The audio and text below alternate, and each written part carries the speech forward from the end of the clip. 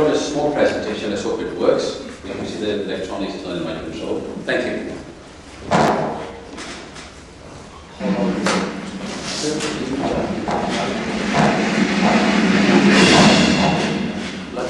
Please put the lights on. Lights are ready.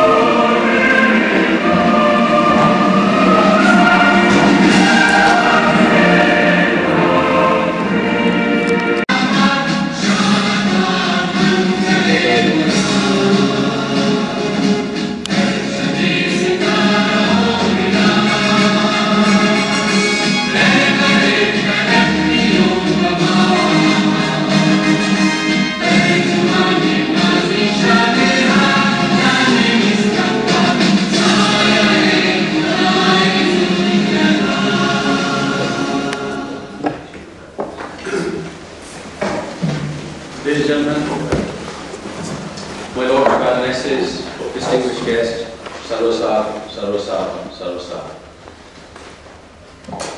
I'm now going to ask a very distinguished lady to pay tribute. We have created a tremendous history. In this room today we've got legendary and historical people. We have Mohammed Sarwar MP, first Muslim MP in Parliament, House of Commons. We have Lord Wazir Ahmed, first Muslim in House of Lords, one representing the Prime Minister and the other representing the Queen. And then of course we have the rose between the two thorns, I could say, but no, but that's a rose. And we have the rose in Baroness Walsi Sahiba, who also done proud to us, being the first Pakistani Kashmiri Orienteer Baroness. And we also, Baroness, we're proud of her as well, and she in her own right has spoken her records. We brilliantly would like to thank everybody here. Mr. Noon is here, you know he's a legend in his own right, and Mr. David Steele, and many distinguished guests we've got here today. Baroness Walsi has got to go and we'll carry on. And what we're going to do, I'm going to introduce her to say a few words and then we'll carry on. Baroness Walsi.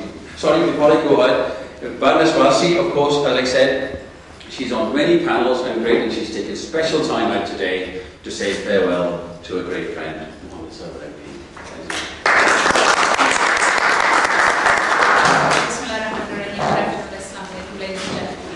I think if you look around the room today, you see people from so many different political backgrounds in the United Kingdom. You have people from the Labour Party, the Conservative Party, the Liberal Democrats, and across the room you also see people from different political parties from Pakistan as well. And that in a way is a reflection really of the fact that Mohammed Sarwar, who I always refer to as Uncle Sarwar, he always refers to me as Jody Ben, as somebody who actually transcends those boundaries. And I don't want to take up too much time, but just say a few short things. First of all, I keep hearing about all these parties, and actually, Uncle Sarwar, you should be quite worried as to why people are celebrating you leaving. It really would worry me that people are so delighted and so wanting to celebrate the end of your career. I hope it's because they are speaking about the beginning of a future career for you. But I want to say a few short things. First of all, I think the biggest tribute that we would pay Mohammed Sarwar is that he is a pioneer. He was the first. And anybody who is in politics and who has been through the process of politics will know how difficult it is to become a member of Parliament. If you look at the numbers that we have in the Commons and you compare that to the population, this was no small achievement. And it was made even more special because of the fact that Uncle Sarwar was not somebody who was born and raised in this country, but came here as a migrant, came here with very little, and not only managed to achieve huge success financially and in his own business, but also managed to reach such an amazing political part of his political career as well. And I think for that, he will always be remembered as a pioneer, whatever political background that you come from. Secondly, a very personal tribute that I'd like to pay, and that is that recently, about 8 months ago, I was in Glasgow. I was up there raising funds for a project that we were hoping to deliver in Srebrenica in Bosnia. The project was mainly run and was delivered by members of the Conservative Party. Yet despite that, the fundraising, I would say, was predominantly led by Mohammed Sarwar. And this was a classic case of somebody who transcended those political boundaries because he felt that the cause was important. And I know that we raised, I think, £25,000 in 25 minutes in Glasgow. That would not have been possible if it was not for the support that I had up there from Mohammed Sarwar. And the third thing that I want to say is that I, along with others, too hope that you will join us in the House of Lords. Certainly, it will be a huge addition to the House.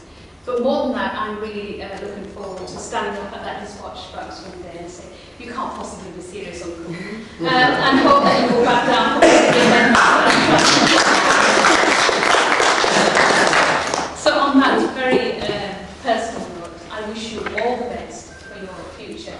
I hope that you have a long and fruitful retirement from the Commons, and I too look forward to hopefully joining you soon on those adventures. Thank you very much. Thank you.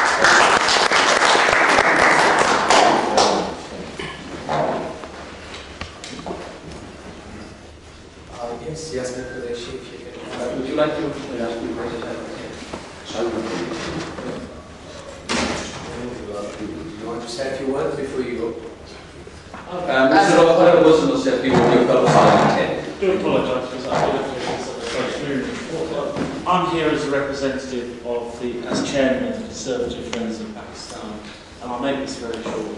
My comment is, as the Baroness said, has been a great servant of the House of Commons and did overcome formidable obstacles to become a Member of Parliament in the first place. He is a friend of many Conservative MPs and is regarded as a gentleman on our side of the House.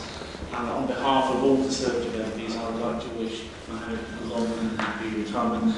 And I guess he will probably end up at this end of the corridor, so we'll be seeing him around, I'm sure, many times in the future. Thank you. I'd now like to ask the Baroness to be to say a few words for Mr. Mohammed Sarwar. Thank you.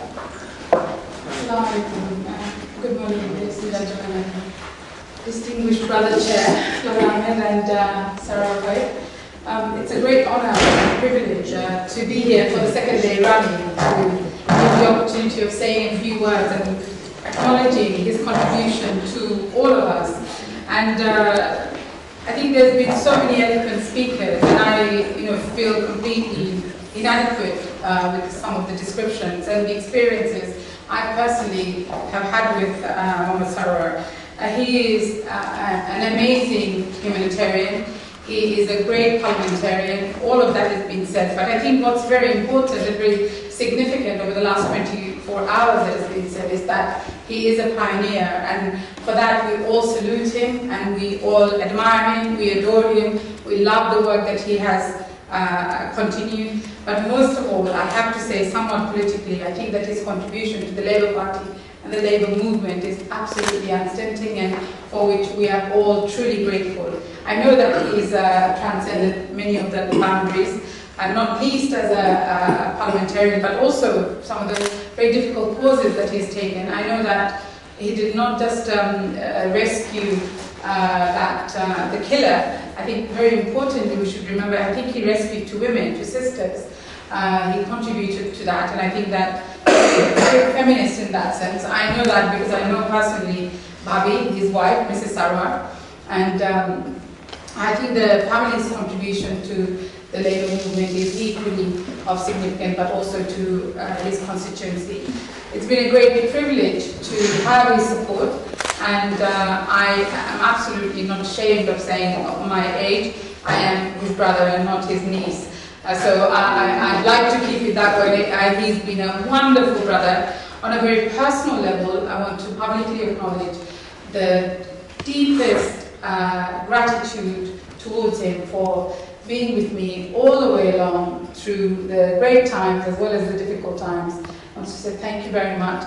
I know where you're going because Prime Minister said so. You're a great ambassador for the community, for Muslims, but I think you're a great ambassador for politics, and I definitely look forward to seeing you there in the Lord, and look forward to you contributing and continuing the great success that you have achieved over a short period of time. And I hope that you'll spend some of that time with Bali. So anyway,